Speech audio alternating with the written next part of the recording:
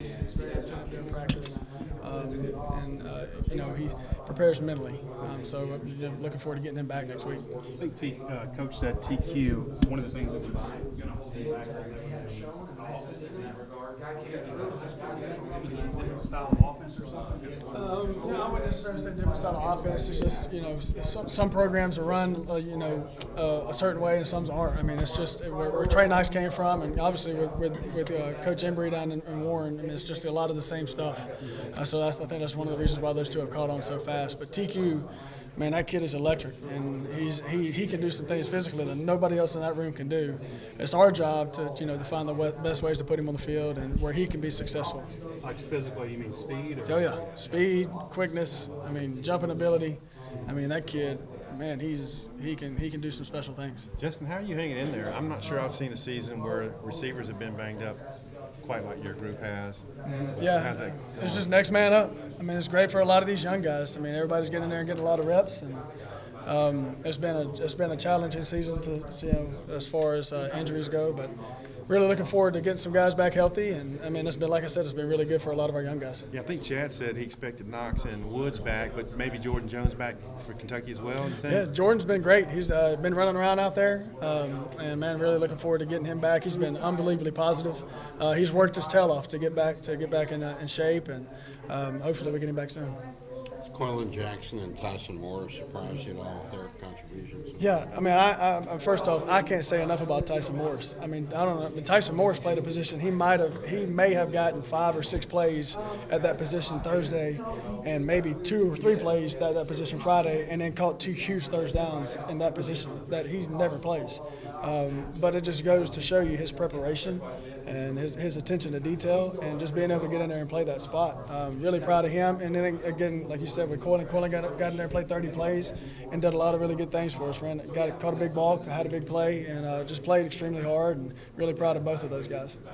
Big picture offensively, what do y'all need to get done this week? What do y'all want to improve on? Just the attention to details, the small things. Just the base offense. We had a couple mistakes at my position last week, and just going back and fixing those things, and then obviously building on what we feel like we can do moving forward, and as far as the game plan for Kentucky especially. But just paying attention to the details, fixing the small things, and just really going back and fixing what we screwed up Saturday. You mentioned there's been a couple like false starts at your spot and lined up incorrectly. Are those just kind of credit to being young? Well, I mean, there's no excuse. I mean, the one Traylon went downfield on, he wasn't even supposed to go downfield. I mean, that's the formation. I mean, he isn't eligible. He just happened to slip a guy and just playing ball, and he was actually ineligible, so it's not his fault. We lined him up like that.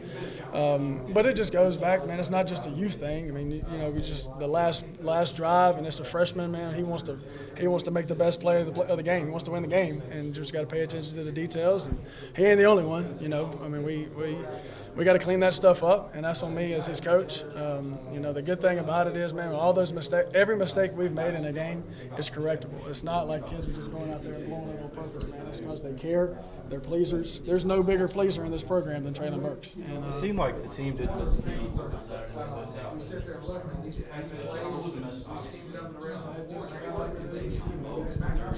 Our kids are confident. My receivers, man, whoever's throwing on the ball, as long as they're getting on the ball, man, they don't care who's in there. And they did a great job of stepping up and making some plays for Ben, and Ben did a great job of stepping up and coming in there and doing his job, man. That's what we preach. And receiver, quarterback, it doesn't matter what position it is, man. If somebody goes down, it's the next man up. And shows Ben's preparation. He doesn't stand back there at practice and pout and sulk, man. He prepares, and so obviously showed up on Saturday. What's been the most impressed thing with you with Traylon and Trey, and just not letting anything really be too big for them this stage, anything?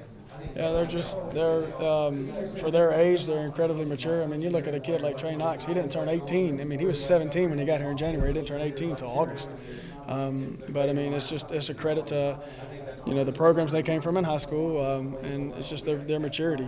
Obviously there's things they can get better at, but they've done a great job of doing a good job of preparing every single day.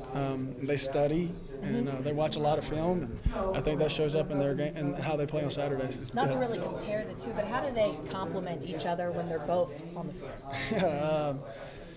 That's a very, very good question. It helps when you got two guys of that size. We were at SMU. Cortland Sutton was as big as Trey Knox is, and we were probably a little bit bigger, but we didn't have another guy that size on the other side. It helps. They can't, as far as safety rotation. It helps keep guys basic, and they can't really cloud a side because you got two weapons on the other side as well. So,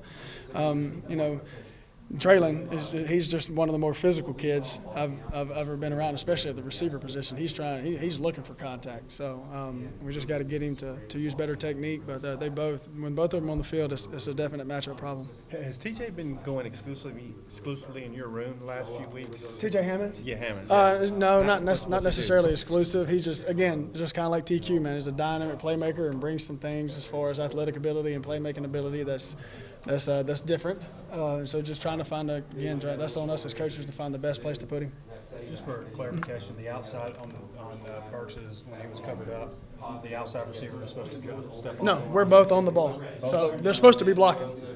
They're not supposed to go downfield. And my man Traylon went downfield. So, but that's on me, man. I got to do a better job of coaching him up. And I wish he was eligible. It'd have been a really good play. With guys like, Traylon, Mike Woods, I mean, you free him up, and you've got obviously Tyson Morris, a lot of guys having success because you've got more weapons on the field. Specifically Mike, how has he just really blossomed so far this year?